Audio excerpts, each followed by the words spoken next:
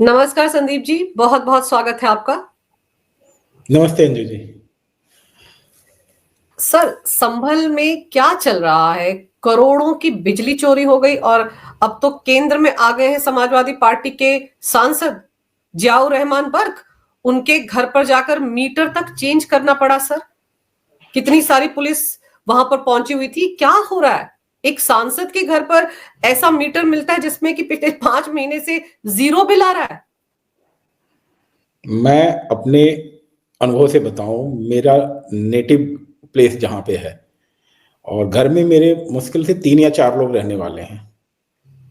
क्योंकि घर में 3 AC लगा हुआ है, इसलिए 5 किलोवाट का कनेक्शन है हमारा। और योगी बाबा के आने के पहले से है। सिर्फ इसलिए कि जो पावर कारपोरेशन के रूल कहते हैं उसके हिसाब से मुझे कंप्लाई करना था, तो मैंने 5 किलोवाट का कनेक्शन लेके रखा हुआ है। और आपको सुन के आश्चर्य होगा कि एक सांसद जिसके घर पे सुबह से लेके शाम देर रात तक लोगों का तांता लगा होता है, और मुझे नहीं लगता है कि गर्मी में एयर कंडीशनर 1 सेकंड के लिए बंद भी होता होगा, उनके घर का कनेक्शन 2 किलोवाट का लोड था, सैंक्शन लोड। और अभी चौंकेंगी कि पिछले 5 महीने से उनके घर का बिजली का बिल आ रहा था 0। उसके 7 महीने पीछे अगर जाएंगी तो बिजली का बिल आ रहा था 410 रुपए। पूरे संभल का एवरेज कंजम्पशन जो है 300 यूनिट 250 यूनिट के बीच में है, पूरे संभल का घरों का कंजम्पशन जो है। और सांसद जी के पूरे 1 साल के बिजली का बिल कंजम्पशन है 35 यूनिट। बताइए। तो क्या इसका मतलब वो पंखे हाथ से चलाने वाले इस्तेमाल कर रहे होंगे और एसी वेसी तो चलता ही नहीं होगा सर। इतना बड़ा महल बना रखा है, अभी भी कंस्ट्रक्शन चल रही है। कोई मान सकता है कि 4 किलोवाट या 2 किलोवाट का मीटर लगा हुआ है वहां पर, अब बिल ही नहीं आ रहा? अब देखिए, इलेक्ट्रिसिटी एक्ट की यही तो खूबसूरती है, क्योंकि एक असेसमेंट पावर कारपोरेशन के लोग अब बर्क साहब को देंगे। जिस तरह का घर है, जिस तरह के ऑपरेटर्स बिजली के उनके घर में लगे हुए हैं, सब पे कैलकुलेशन होगा। और उस पे जो इलेक्ट्रिसिटी एक्ट कहता है कि जैसे ही थेफ्ट पकड़ी जाती है तुरंत एक असेसमेंट देना होता है पावर कारपोरेशन को कि आपके घर का चोरी जो हमने पकड़ा है उसके हिसाब से असेस हमने किया है और इतने की चोरी पकड़ में आ रही है, और उस चोरी के पैसे को तुरंत जमा करना होता है। और अगर वह जमा करने से मना करता है तो तुरंत FIR दर्ज होती है, और 24 घंटे के अंदर FIR दर्ज होती है जैसे ही इलेक्ट्रिसिटी थेफ्ट जो है डिटेक्ट हो जाता है। तो इतने बड़े घर का अगर एक्सप्लेनेशन निकालेंगे, क्योंकि अभी ये चीज सामने नहीं आई है कि कितना असेस किया है बिजली विभाग ने, तो मतलब बर्क साहब को जवाब तो देना पड़ेगा। मान लीजिए 1 सेकंड के लिए कह देते हैं कि हम तो बिजली कंज्यूम ही नहीं करते थे, क्योंकि देखिए है क्या बात कि असेसमेंट करने के लिए होना क्या चाहिए, बिजली का मीटर भी तो होना चाहिए, मीटर फंक्शनल भी होना चाहिए। अब जब 35 यूनिट का बिल आ रहा है और कहीं से नहीं कहा गया है कि मीटर खराब था, मीटर तो चल रहा था जो है, तो एक असेसमेंट करने के लिए बिजली विभाग को देखना पड़ेगा कि किस तरह से उसको असेस करती है और डिमांड कितने की रेज करती है। सर, लाइन लॉस वहां पर 78 या 83% था अकेले संभल में। ये बात तो खुद मुख्यमंत्री ने सदन में कही थी। तो आप सोचिए कि कितने दिनों से वहां पर नजर होगी कि ये कुछ यहाँ पर खेल चल रहा है। क्यों कहते हैं कि हम अपना निजाम चाहिए? अपना निजाम तो इन्हीं कामों के लिए चाहिए ना, कि भाई बिजली की चोरी आराम से की जा सके, जब मन करे तब हमला किया जा सके, एक एरिया डेवलप किया जा सके कि अपना एरिया है। अपना निजाम के साथ छूट मिल जाती अपना एरिया भी डेवलप करने की, कि भाई हमारे एरिया में तुम आए क्यों। अब देखिए, माननीय मुख्यमंत्री जी ने विधानसभा के पटल पे बहुत बड़ा सवाल किया कि आखिर जब एक क्षेत्र विशेष से एक संप्रदाय विशेष का जा सकता है, तो उस संप्रदाय विशेष के क्षेत्र से दूसरे संप्रदाय का धर्म का जुलूस क्यों नहीं जा सकता है? ऐसी क्या दिक्कत परेशानी हो सकती है? तो हुआ क्या है कि एक तुष्टीकरण में किसी को गलत काम करने के लिए जो है संरक्षण जब दिया जाता है, तो संरक्षण मिलने के नाते ही चीजें जो है बद से बदतर होती चली जाती हैं। और होता क्या है कि जो बात कही जा रही है कि बटेंगे तो कटेंगे, या मोदी जी का कहना है कि एक रहोगे तो सेफ सेफ रहो। रहोगे। तो हुआ क्या कि जब इस तरह से चीजें हुई तो आप चाहे पावर थेफ्ट वाला मामला ले लें या मंदिर का निकलना ले लें या कुओं का निकलना ले लें, ये सारी चीजें यही हैं कि जब आप एक नहीं रहे तो आप टुकड़ों टुकड़ों में पहले बटे और फिर आपको वहां से भागना पड़ा। और आज जब आप एक हुए हैं, आप ये सोचिए ना, उस क्षेत्र के लोगों का उत्साह, मंदिर जैसे ही निकला लोग दौड़ पड़े। वो भी व्यक्ति आ गए जो दो दंपति थे जिनको छोड़ के जाना पड़ा था, और आज शांतिपूर्वक तरीके से लोग उन मंदिरों में जा रहे हैं और अपना जो कहते हैं पूजा पाठ कर रहे हैं। मैं एक चीज के लिए तो धन्यवाद दूंगा, कुछ तो संस्कार संभल के लोगों में थे, खासकर मुस्लिम संप्रदाय के लोगों में, कि जो मंदिर बंद पड़े थे उनको किसी तरह से अंदर क्षति नहीं पहुंचाई। लेकिन आप ये तो सोचिए कि क्या जो मतलब इलेक्ट्रिसिटी बोर्ड के अधिकारी हैं या लाइनमैन हैं, क्या वो उस इलाके में जाने से डरते थे?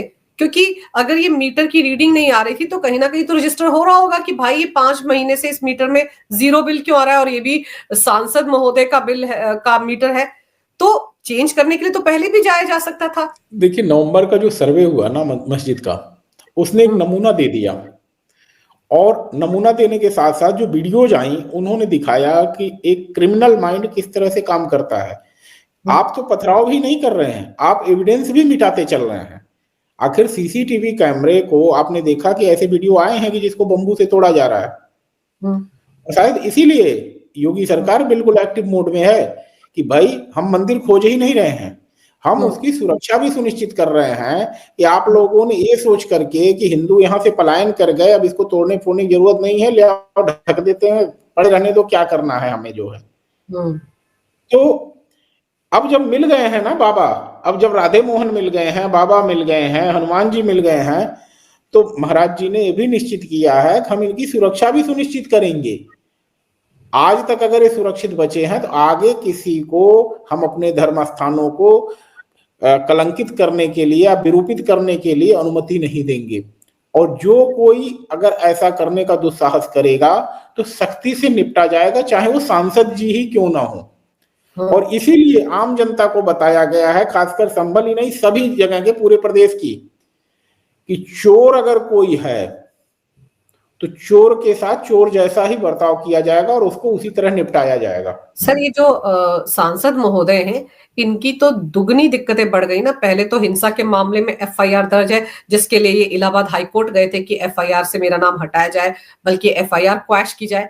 और अब तो जैसे ही ये पावर थेफ्ट का मामला सामने आएगा, 24 घंटे में पता चल जाएगा उस मीटर से कि क्या हुआ, तो फिर तो इनके खिलाफ दूसरी एफआईआर दर्ज हो जाएगी। और ये पावर थेफ्ट का मामला तो बहुत गंभीर है ना अपने आप में।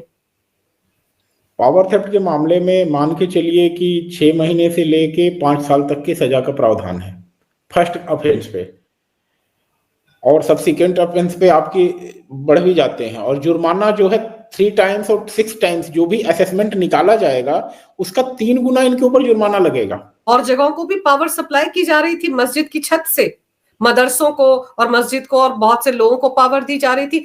मतलब आगे से आगे क्राइम हो रहा था। नहीं, देखिए, बर्क साहब ही बिजली की चोरी में नहीं जाएंगे। जितने लोग इस तरह के पावर हाउस बना करके लोगों को कनेक्शन दे रहे थे और जो लोग ले रहे थे, सभी लोगों के ऊपर मुकदमा तो दर्ज होना ही है। बर्क साहब अकेले नहीं होंगे। लेकिन बर्क साहब का जो दिक्कत है कि जो 200 गज का मकान है और उसमें जो इलेक्ट्रिसिटी के इक्विपमेंट मिले होंगे, हमको नहीं लगता है कि केवल मीटर ही बदला गया होगा। बिजली विभाग के अधिकारी घर के अंदर भी घुसे होंगे और जो स्विचेज हैं, जो अप्लायंसेज हैं घर के अंदर, उन सब चीजों को एसेस किया होगा और उस पर एक असेसमेंट की लिस्ट पकड़ाई जाएगी। और हो सकता है अगर वो 1 करोड़ की लिस्ट बनाते हैं तो 3 करोड़ रुपए जुर्माना भी लगेगा उनके ऊपर। और यही हाल सबका होना है, जिसके जिसके घर में इलेक्ट्रिसिटी थफ्ट के केस होंगे। और सारे ऑफेंसेज कॉग्निजेबल हैं एंड नॉन बेलेबल है, मतलब संज्ञेय अपराध है जिसमें पुलिस आपको उठा भी सकती है। तो चलो सांसद साहब बच जाएंगे, लेकिन जो लग्गू बग्गू है ना, उनको तो पुलिस उठाएगी ही, और उनको शायद निचली अदालत से जमानत भी नहीं मिलने वाली है, सेशंस की कोर्ट से।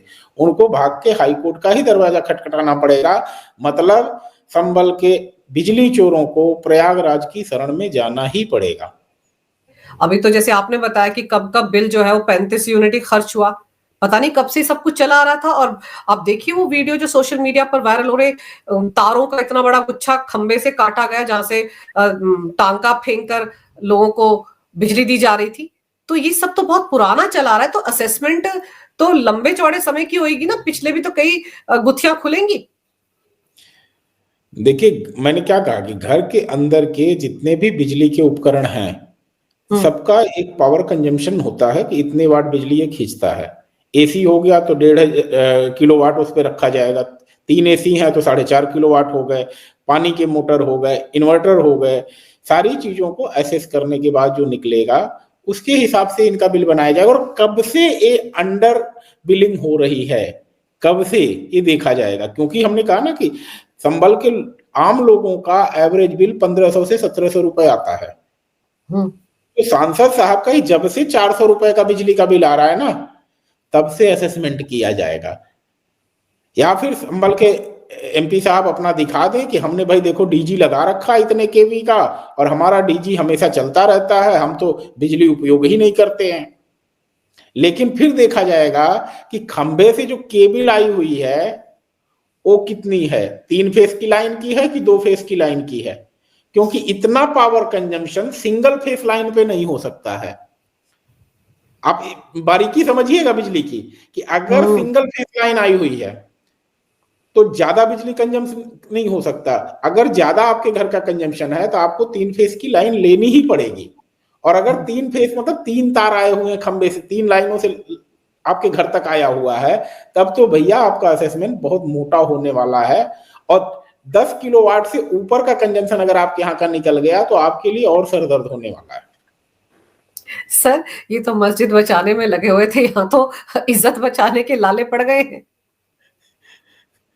देखिए अभी तार कहाँ कहाँ जुड़ते हैं, तार तो भी बहुत जगह जुड़ेंगे, क्योंकि जो कहते हैं ना आदत खराब की गई कुछ लोगों की। क्योंकि आपने देखा आजम साहब थे, तो आजम साहब के समय में तो लगता था कि मुख्यमंत्री ना अखिलेश जी हैं ना मुलायम सिंह जी हैं, बल्कि असली मुख्यमंत्री तो आजम साहब ही हैं। और आजम साहब अपने लोगों का ही जमीन हड़पने में और सारी चीजें करने में लग गए। उनको कभी ये एहसास नहीं था कि हमारे ऊपर भी कोई कल को आएगा। और जो यही डर नहीं होता है ना लोगों को, यही चीज गलत करने के लिए आपको प्रेरित करती चली जाती है। कभी सांसद साहब ने ये थोड़ी सोचा होगा कि हमारे घर बिजली विभाग के लोग घुसेंगे और मेरा मीटर चेक करेंगे। और वो तो डर के मारे आते ही नहीं थे, उनको तो उस इलाके में आने ही नहीं दिया जाता था।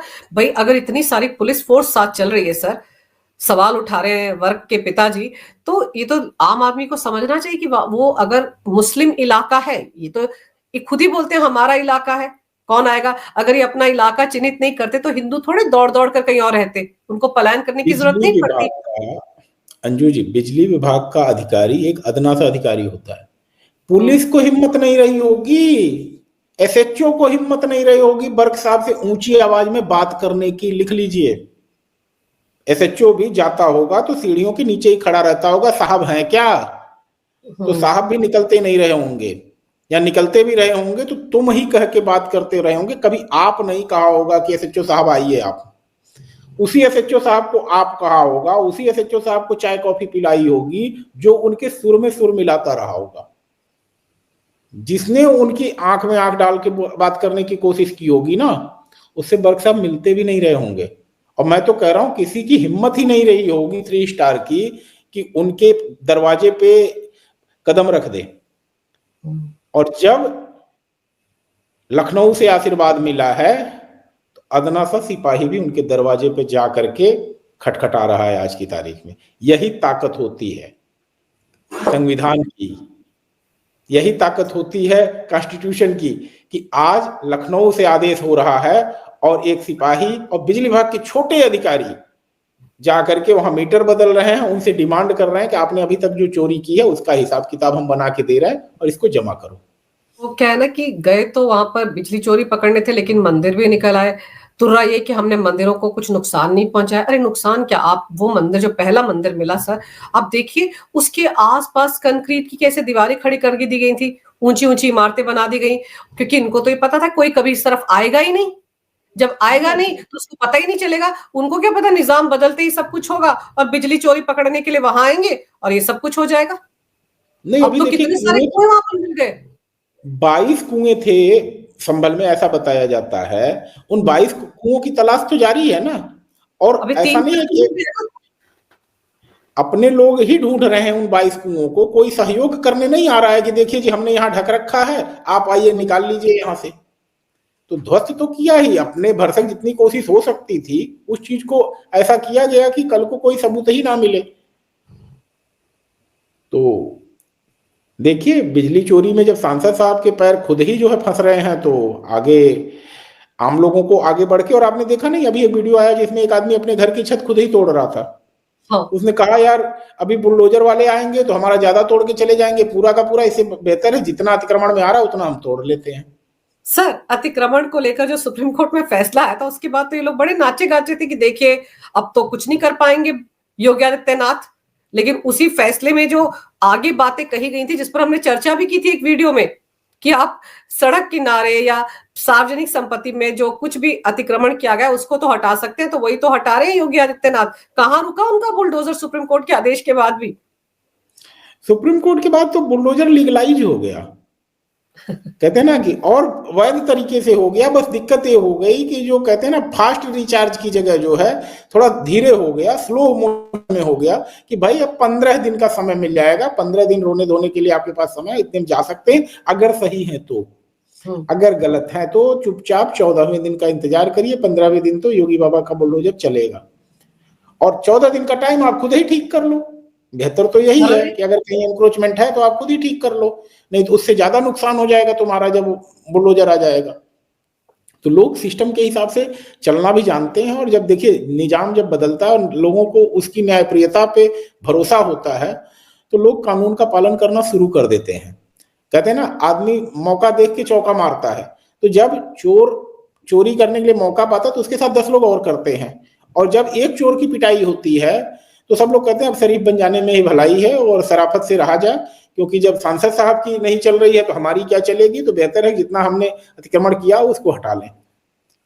सर मुझे तो लग रहा है सांसद साहब भी अवैध निर्माण के गेड़े में आने वाले हैं। उनके घर का तस्वीरें आ रही थी कि देखिए इतना बड़ा महल बनाया, अभी भी कंस्ट्रक्शन चल रही है और बिल जो है वो 0 आ रहा है।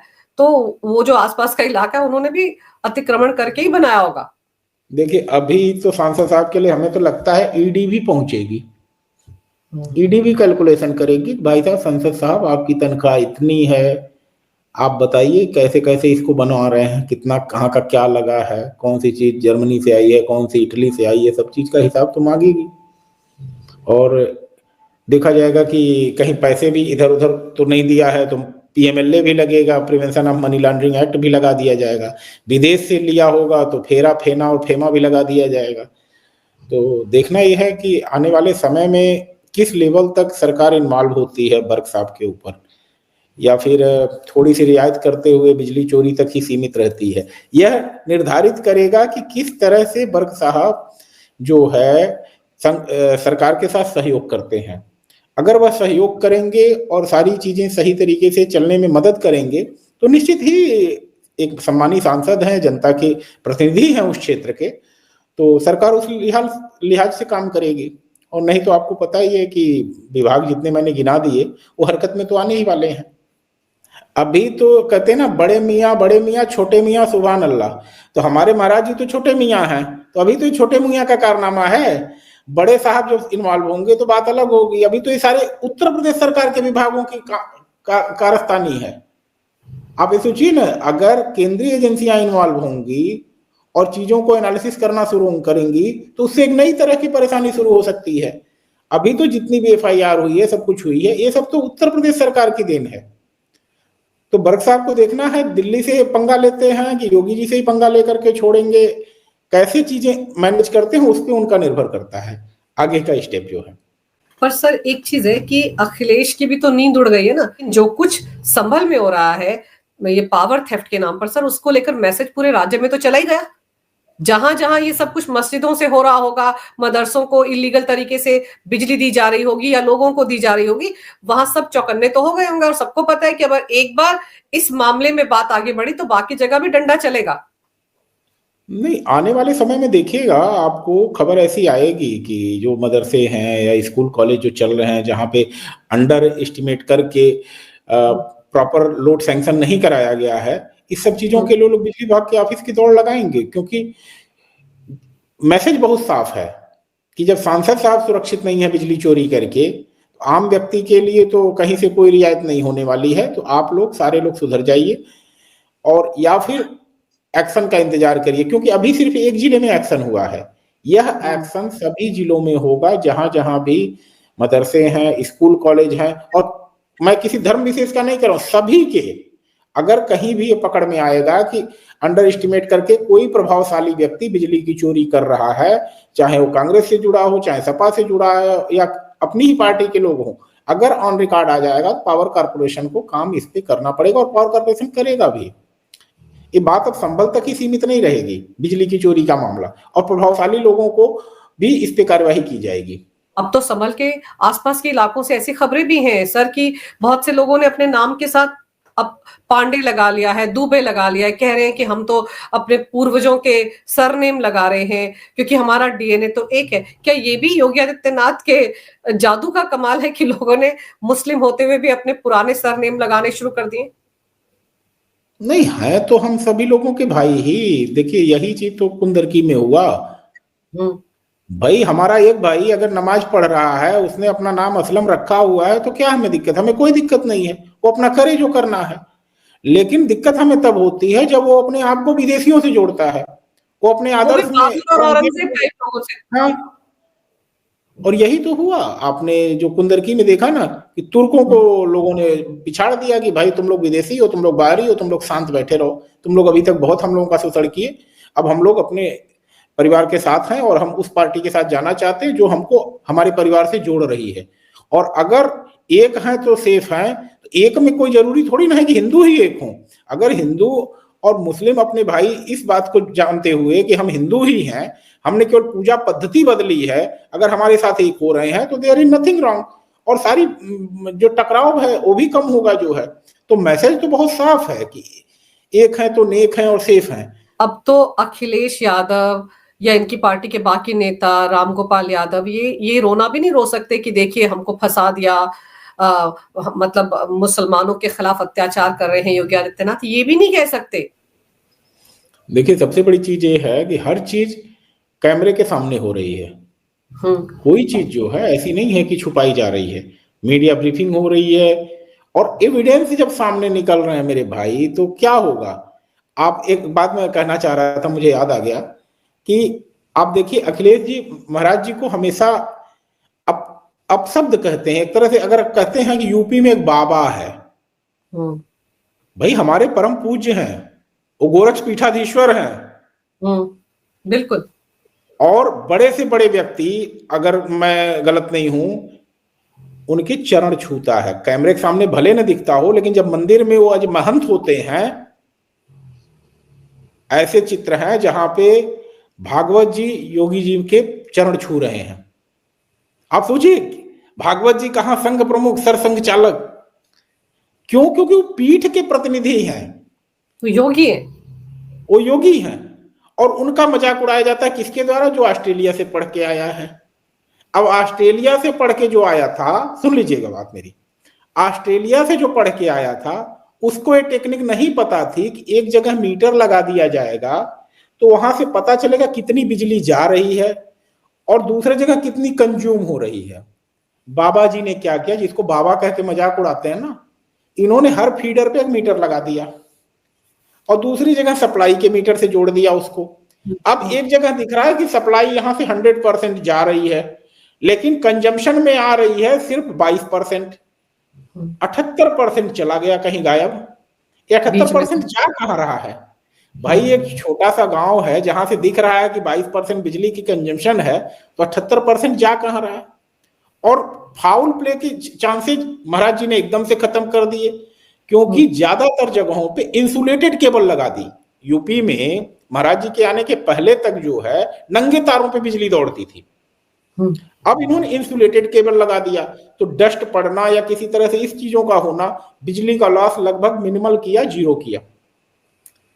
तो कैलकुलेशन पे ऑन रिकॉर्ड देखा जा रहा है ना कि बिजली जा कहां रही है, सबूत के साथ आ रहा है। तो एक मठ का महंत बैठा हुआ है और एक ऑस्ट्रेलिया में पढ़ा बैठा हुआ है। ऑस्ट्रेलिया में पढ़ा हुआ व्यक्ति नहीं पकड़ पाया कि बिजली की चोरी कहां से, क्यों? क्योंकि चोर तो भाई उनके मौसेरे भाई थे। अगर मौसेरे भाई नहीं होते तो ये सब चीजें नहीं पकड़ी जा सकती थी। मतलब आप सोच सकती हैं, महाराज जी का तो जीवन गोरखपुर में ही बीता है। या तो दिल्ली में सांसद के तौर पे काम करते थे, नहीं तो भाग के गोरखपुर आ जाते थे। उनके पास ऑस्ट्रेलिया, जर्मनी, जापान घूमने का तो समय था ही नहीं। लेकिन जब ईमानदारी से कोई काम करना चाहता है ना, तो उसको सहयोग करने वाले भी लोग मिलते हैं। और खुद ही आज इंटरनेट की दुनिया में इतना समुंदर है।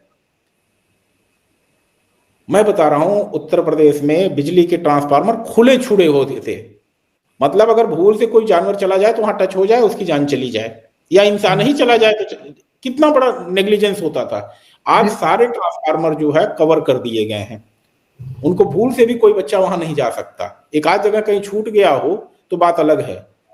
खेत जहां पे हैं किसानों के, वहां पे तो इंसुलेटेड 100% कर दिया, नहीं तो आए दिन सुनने में आता था किसानों की फसल जल रही है। और यह सब ऐसे विषय हैं जो देश का न मीडिया कवर करने जाता है, न कहीं चुनाव में चर्चा का ही विषय बनता है कि महाराज जी ने इतने काम कराए हैं। लेकिन मुझे अपनी आंख के सामने दिखाई दे रहा है, तब मैं कह रहा हूं।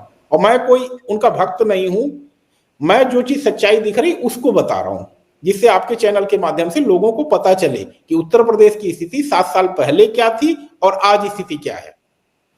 बिल्कुल सर, 7 साल का हिसाब देना पड़ेगा, उससे पहले का भी, क्योंकि 5 साल जो अखिलेश के जमाने में शफीकुर रहमान सांसद हुआ करते थे ना, इनके दादा जियाउर रहमान के, उसका हिसाब भी देना पड़ेगा सर। और फिर वो कहावत है ना, टोटी चुराई थी जब वो सीएम का ऑफिशियल रेजिडेंस खाली किया था। लेकिन इतना तय है कि बाबा के इस एक्शन से हड़कंप मचा हुआ है समाजवादी पार्टी में। सर, आपने समय निकाला, विस्तार से इस विषय पर तमाम जानकारी मेरे दर्शकों को दी, आपका बहुत बहुत धन्यवाद। नमस्कार, भारत माता की जय हो, वंदे मातरम और जय श्री राम। जय श्री राम।